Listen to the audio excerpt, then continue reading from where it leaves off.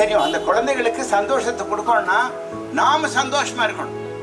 If we are happy, we can make others happy.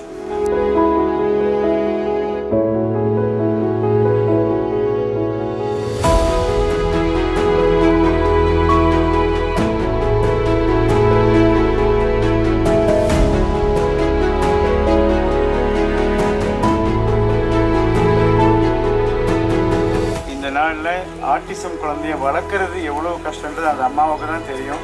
So let us all support the parents in bringing up the children in a way. Autism குழந்தையோட அம்மாவுக்கு ஜெய் போடுவோம்.